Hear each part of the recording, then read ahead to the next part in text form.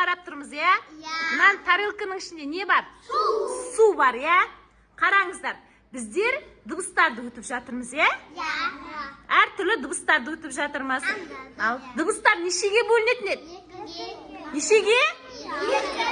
Екіге. Ал дыбыстар екіге бөлінеді. Атауларын айтайықшы. Қызыл мен көктің енді атауларын айтайықшы.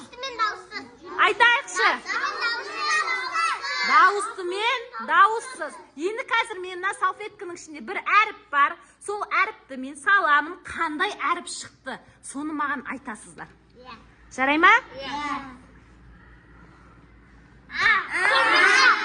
Қандай әріп шықты?